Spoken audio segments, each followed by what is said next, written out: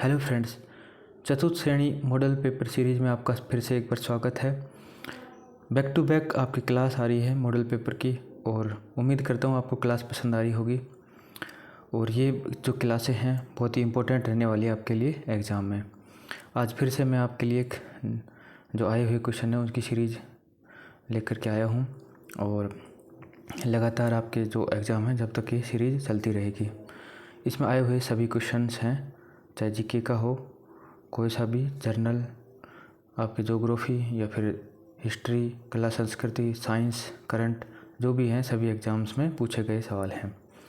तो आपका समय ख़राब न करते हुए शुरू करते हैं। आज का पहला सवाल है, राजस्थान में पुरुष विवाह में किस प्रकार की पगड़ी पहनते हैं? जो पुरुष हैं वो विवाह के अवसर पर कौन सी पगड़ी पहनते हैं? तो मोठड़े की पगड़ी जो है वो पुरुष जो है विवाह के अवसर पर पहनते हैं। जो मदील की पगड़ी है ये दशहरे पर पहनी जाती है। दशहरे पर पगड़ी से संबंधित 3 ही क्वेश्चन आते हैं, या तो दशहरे की पूछता है, ज़्यादातर तो विवाह के अवसर की पूछता है जो मोठड़े की है, और लहरिया जो है ये सावन के टाइम पे लहरिया जो है रंग की या लहरिया प्रकार की जो पगड़ी है वो पुरुष पहनते हैं। और दूसरी दशहरे के अवसर पर जो मदील की पगड़ी है वो पहनी जाती है और विवाह के अवसर पर मोठड़े की।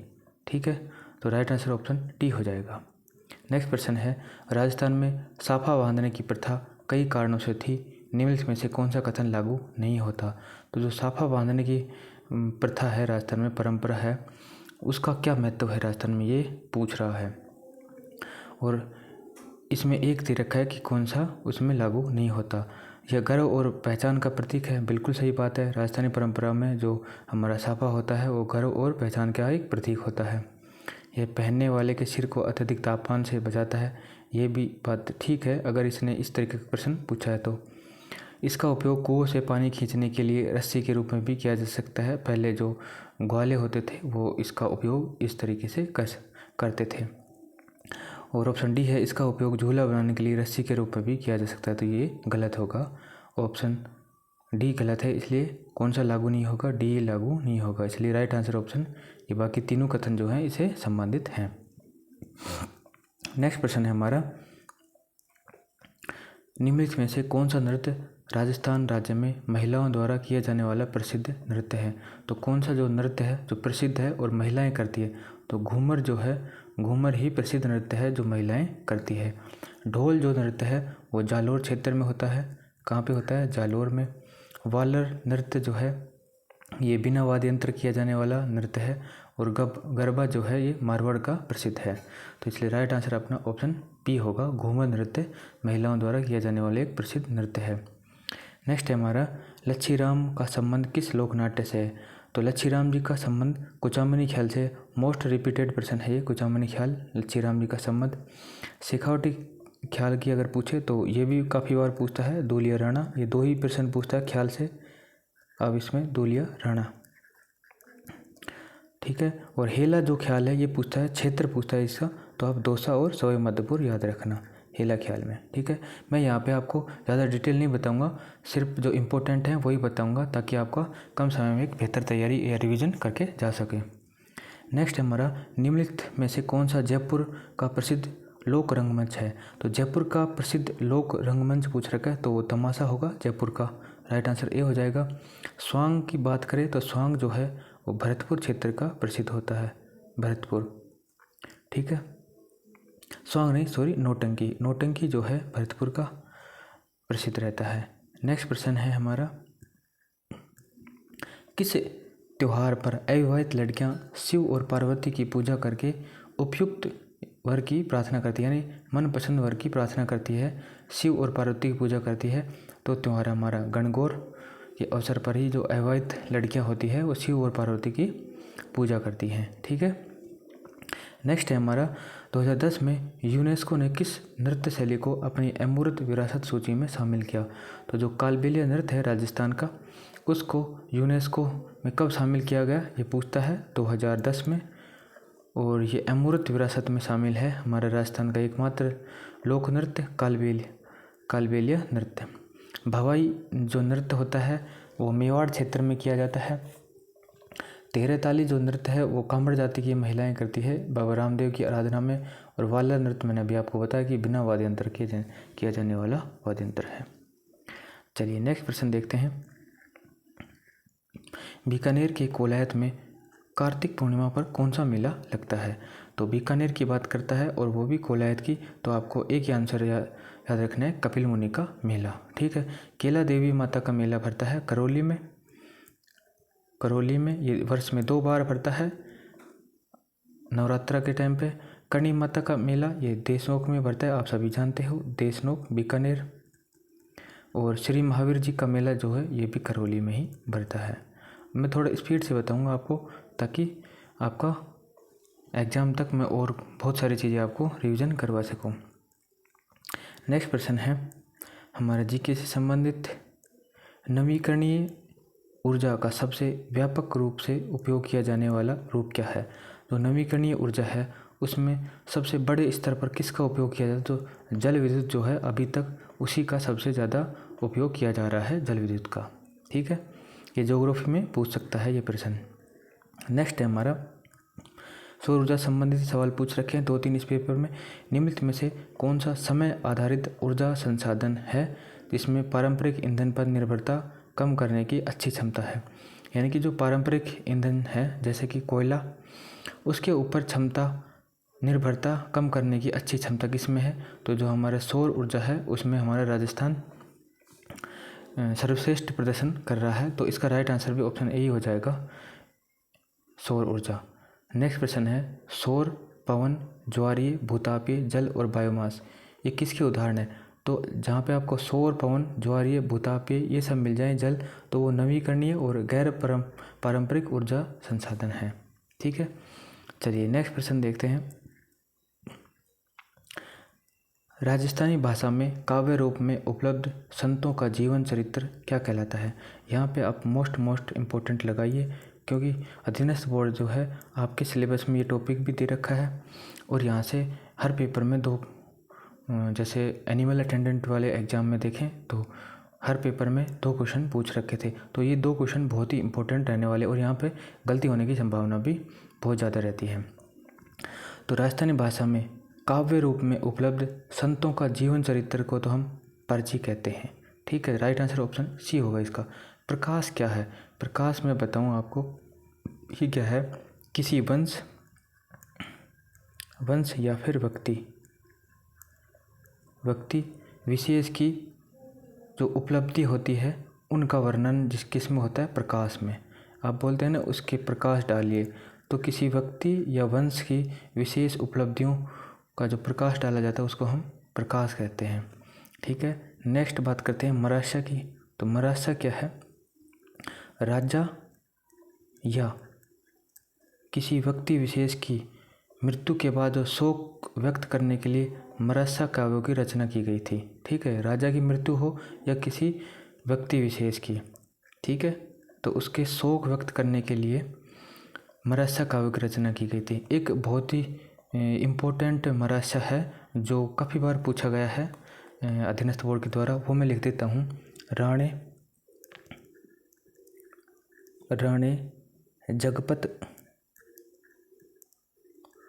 जगपत राव मरास्या। तो ये किसका है? तो ये मेवाड़ के महाराणा किसका है? जगत सिंह का है। ठीक है, ये प्रश्न कई बार एग्जाम में पूछा है, किसका है? राणे जगपत राव मरास्या, ये किसका है? मेवाड़ महाराणा जगत सिंह का। आप जगपत से याद रख सकते हैं जगत सिंह।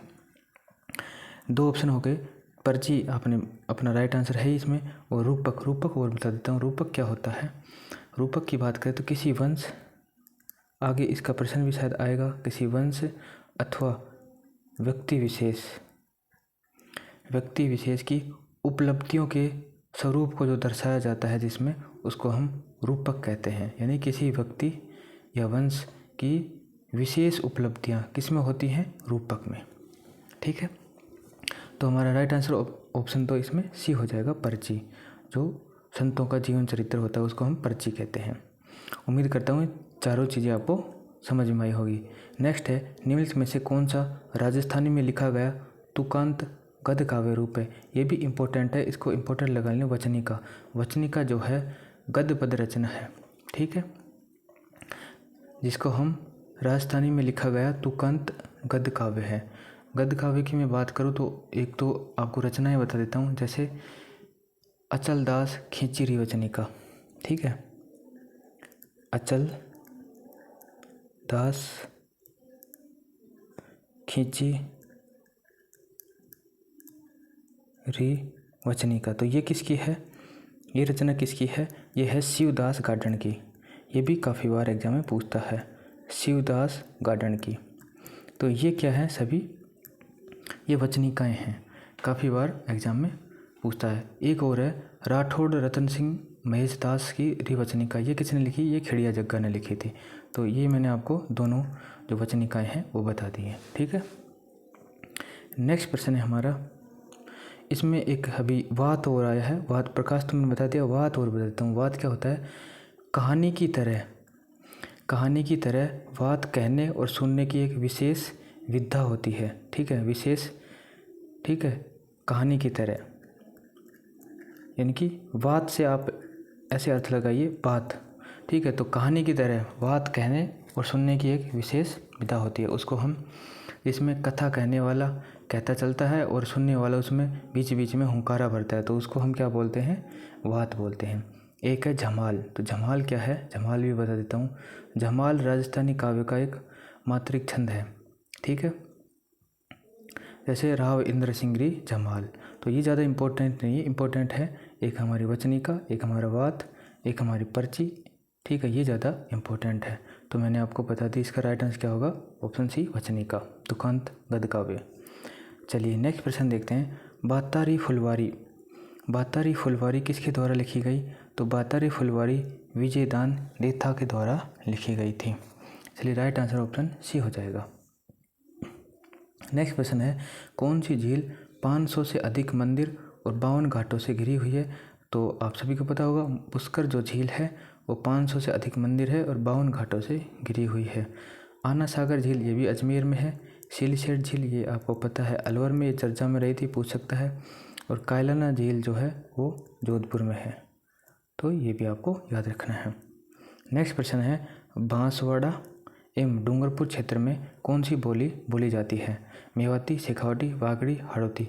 बांसवाड़ा डूंगरपुर में वागड़ी बोली जो है बोली जाती है। मेवाती आप सभी को पता है अलवर और भरतपुर में बोली जाती है।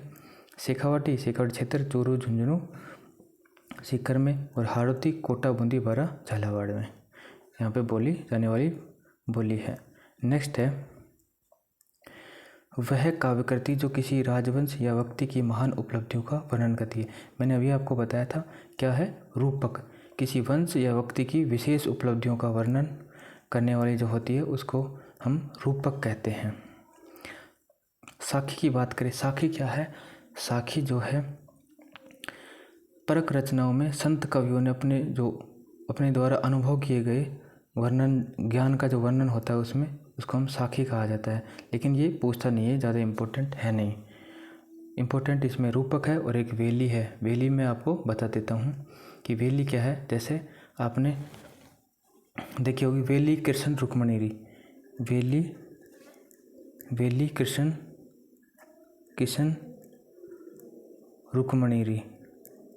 रुक्मणी। तो ये किसकी है, ये रचना किसकी है, पृथ्वीराज राठौड़ की है, पृथ्वीराज राठौड़ की रचना है, ठीक है। तो ये होता है हमारा वेली। चलिए नेक्स्ट प्रश्न देख लेते हैं।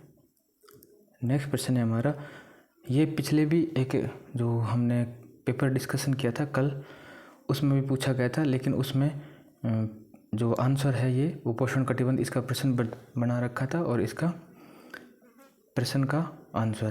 तो राजस्थान में निम्नलिखित में से किस प्रकार का वन केवल माउंट आबू क्षेत्र में पाया जाता है। तो जो उपोषण कटिबंधीय पर्वतीय वन है वो केवल और केवल माउंट आबू क्षेत्र में ही पाए जाते हैं राजस्थान में। तो राइट आंसर ऑप्शन हमारा क्या हो जाएगा, बी। एक पलाश के वन भी बहुत पूछता है। पलाश के वन आपको उदयपुर, अलवर, भरतपुर, धौलपुर, इस क्षेत्र में आपको याद रखना है। ठीक है। नेक्स्ट प्रश्न है हमारा, राजा बार सिंह ने कौन सा किला बनवाया था? तो बार सिंह ने तारागढ़ किले का निर्माण करवाया था। राइट आंसर अपना ऑप्शन सी हो जाएगा। राजा बार सिंह ने कौन से किले का निर्माण करवाया? तारागढ़ के किले का। नेक्स्ट प्रश्न है हमारा, निम्न में से किसने हवा महल का डिजाइन तैयार किया? तो हवा महल का डिजाइन तैयार करने वाले लालचंद उस्ताद थे, लेकिन बनवाने वाले कौन थे? महाराजा प्रताप सिंह। प्रताप सिंह ने बनवाया था। ठीक है। और कृष्ण के मुकुट जैसी आकृति है इसकी, कैसी आकृति है? कृष्ण मुकुट के समान। ठीक है। इसमें जो है 5 मंजिला है ये चीज़ भी आपको याद रखनी है।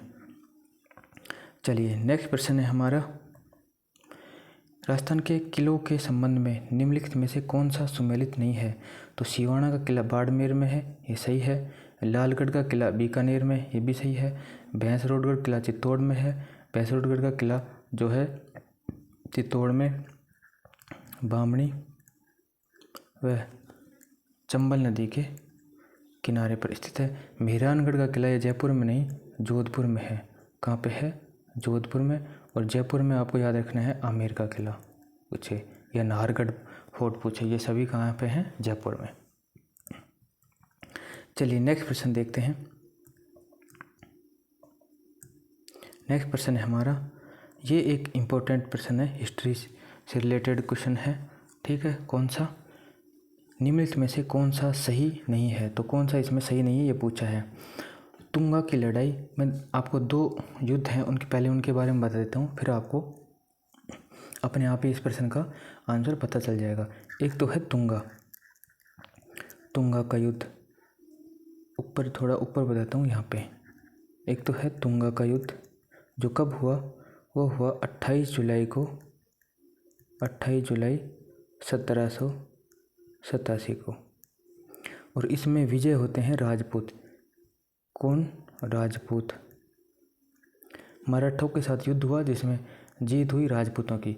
दूसरा युद्ध है आपका पाटन का। ये कब हुआ? ये हुआ 20 जून 1790 को। और इसमें विजयी होते हैं कौन? मराठा। ठीक है। अब आप देखिए, तुंगा की लड़ाई राजपूत और मराठों के बीच हुई, ये बात सही है कि तुंगा की जो युद्ध है 28 जुलाई 1787 को तुंगा की लड़ाई राजपूत और मराठों के बीच हुई, ये बात सही है। पाटन की लड़ाई राजपूत और मराठों के बीच हुई, ये भी सही है। मैंने आपको बताया कि पाटन की युद्ध 20 जून 1790 को मराठा और राजपूतों के बीच हुई। ठीक है। तुंगा की लड़ाई में मराठाओं का पलड़ा भारी था। देखो, तुंगा की लड़ाई ये हुई जिसमें विजय किसकी हुई? राजपूतों की। तो फिर मराठाओं का पलड़ा कैसे भारी होगा बताओ? तो राजपूतों का पलड़ा भारी था इसलिए वो जीत गए। तो ये हमारा गलत कथन है और ये ही पूछ रखा है कि कौन सा सही नहीं है। और पाटन की लड़ाई में मराठा सेना विजयी हुई थी। जो ये पाटन का युद्ध हुआ इसमें मराठा की विजय हुई थी। ठीक है। तो उम्मीद करता हूँ ये आपको प्रश्न अच्छे से समझ में आया होगा। नेक्स्ट प्रश्न है, सभ्यताओं से संबंधित प्रश्न है। निम्नलिखित में से किस सभ्यता में घर बनाने के लिए सूर्य में तपी हुई ईंटों का उपयोग किया गया था? तो कालीबंगा जो है हमारी सभ्यता हनुमानगढ़ में, वहाँ पे सूर्य से तपी हुई ईंटों का उपयोग किया गया था। नेक्स्ट प्रश्न है, पृथ्वीराज तृतीय का दरबारी कवि कौन था? तो पृथ्वीराज तृतीय जो कि अजमेर का शासक था, उसका एक दरबारी कवि था चंद्रबरदाई। ठीक है। तो राइट आंसर ऑप्शन क्या हो जाएगा इसका? Option A. और इसकी रचनाएं हैं वो भी मैं आपको बता देता हूँ, जो कि पृथ्वीराज विजय जो है पृथ्वीराज तृतीय। ठीक है। इसकी तो जो रचना है वो आप लिख सकते हैं जयानक। ये काफ़ी बार एग्जाम में पूछता है। पृथ्वीराज तृतीय की और चंद्रबरदाई की जो है पृथ्वीराज रासो।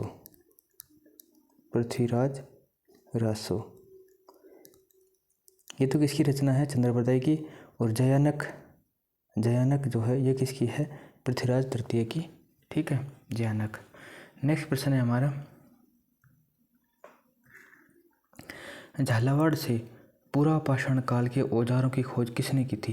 तो झालावाड़ जो जिला है वहाँ से पूरा पाषाण के औजारों की खोज करने वाले थे सेठन कर्ण। ठीक है। नेक्स्ट प्रश्न है हमारा, राणा सांगा का स्मारक कहाँ है? तो राणा सांगा का स्मारक जो है मांडलगढ़ भीलवाड़ा में है। मांडलगढ़ कहाँ है? भीलवाड़ा में। चलिए नेक्स्ट प्रश्न है हमारा, निम्नलिखित में से किसने राजस्थानी चित्रकला का पहला वैज्ञानिक वर्गीकरण प्रस्तुत किया? मोस्ट इंपॉर्टेंट और रिपीटेड प्रश्न है। आनंद कुमार स्वामी राइट आंसर होगा इसका।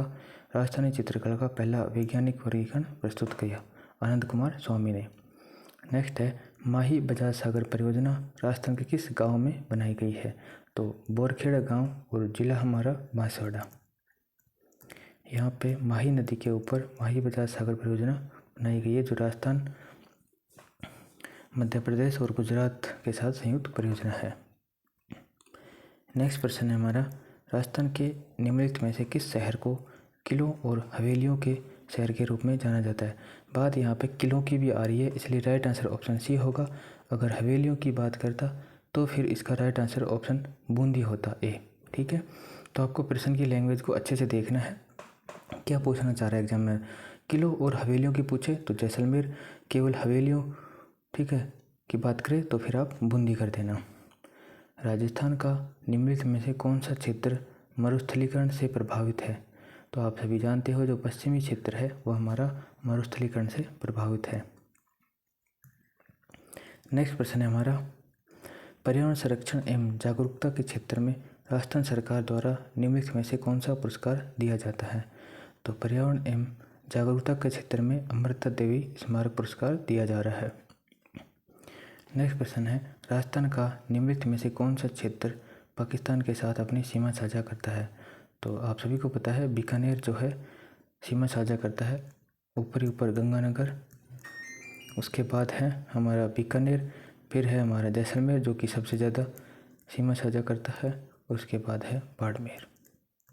ये 4 जिले जो हैं सीमा साझा करते हैं। नेक्स्ट प्रश्न है, रघुनाथगढ़ शिखर राजस्थान के निम्नलिखित में से किस क्षेत्र में स्थित है? तो रघुनाथगढ़ जो चोटी है राजस्थान के कहाँ पे है? सीकर जिले में, और इसकी ऊंचाई है 1055 metre. Right answer option A हो जाएगा, उत्तरी अरावली में स्थित है रघुनाथगढ़ शिखर। नेक्स्ट प्रश्न है, राजस्थान में सूखा मुख्य रूप से किस वर्षा की विफलता के कारण होता है? तो जो दक्षिण पश्चिम मानसून आता है राजस्थान में उसकी विफलता के कारण ही राजस्थान में सूखा मुख्य रूप से पड़ता है। तो राइट आंसर ऑप्शन बी हो जाएगा। नेक्स्ट प्रश्न है हमारा, निम्नलिखित में से कौन सा वन्य जीव अभयारण्य राजस्थान के चूरू क्षेत्र में स्थित है? तो चूरू में कौन सा है? Tal Chhapar. Right answer option B होगा। माउंट आबू ये सिरोही में है, राम सागर या आप धौलपुर याद रखना, धौलपुर, और सज्जनगढ़ जो है ये उदयपुर में है। मालवी गाय की नस्ल राजस्थान के निम्नलिखित में से किस क्षेत्र में पाई जाती है? तो मालवी गाय की नस्ल जो है वो राजस्थान के झालावाड़ जिले में पाई जाती है। राइट आंसर क्या होगा? ऑप्शन ए हो जाएगा। नेक्स्ट प्रश्न देखते हैं, राजस्थान की काली मिट्टी के बारे में निम्नलिखित में से कौन सा कथन सही नहीं है? मिट्टी से संबंधित एक सवाल आपको कथन दे करके अधीनस्थ बोर्ड हमेशा से पूछता आ रहा है, ये इसकी प्रवृत्ति रही है मिट्टी से संबंधित। तो काली मिट्टी के बारे में बात करनी है, यह मिट्टी राजस्थान के दक्षिणी पूर्वी जिलों में पाई जाती है, बिल्कुल सही है। चीका प्रधान मिट्टी बोलते हम काली मिट्टी को, बात भी सही है। ये गन्ना और धनिया जैसी व्यावसायिक फसलों के लिए अच्छी है, बात भी सही है। इसमें नाइट्रोजन की पर्याप्त मात्रा होती है, नहीं, चिकनी मिट्टी में आपको नाइट्रोजन की पर्याप्त मात्रा नहीं होती, इसमें कमी पाई जाती है, इसलिए राइट आंसर ऑप्शन सी होगा इसका। नेक्स्ट प्रश्न देखते हैं, राजस्थानी चित्रकला की पारंपरिक और स्वदेशी शैली किस में देखी जाती है? तो जो सबसे पुरानी शैली हमारी मेवाड़ शैली को ही माना जाता है, और इसी में प्रारंभिक और स्वदेशी शैली मेवाड़ शैली में ही देखने को मिलती है। नेक्स्ट प्रश्न हमारा, बनी ठनी किस चित्रकला स्कूल से संबंधित है? तो किशनगढ़ जो है उससे संबंधित है बनी ठनी, और इससे संबंधित जो राजा थे वो थे सामंत सिंह। ठीक है, ये आपको याद रखना है। नेक्स्ट प्रश्न है, विश्नोई संप्रदाय के संस्थापक कौन थे? संत जाम्बोजी को ही विश्नोई संप्रदाय के संस्थापक माने जाते हैं। नेक्स्ट प्रश्न है, महल में एक चित्र गैलरी की स्थापना किसने की जिसे तस्वीरारों कारखानों कहा जाता है? यानी कि चित्र गैलरी स्थापित करने वाले मेवाड़ के शासक थे महाराणा जगत सिंह। से राइट आंसर ऑप्शन डी हो जाएगा।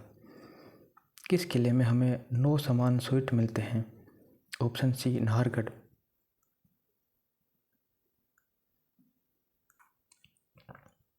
तो जो जयपुर का नाहरगढ़ किला है उसमें एक समान स्वीट यानी 9 महल एक जैसे देखने को मिलते हैं, वो जयपुर का नाहरगढ़ है।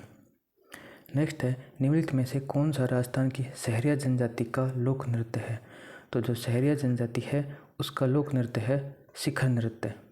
मछली जो है, ये जो हमारे बंजारा जनजाति है उसका नृत्य है मछली।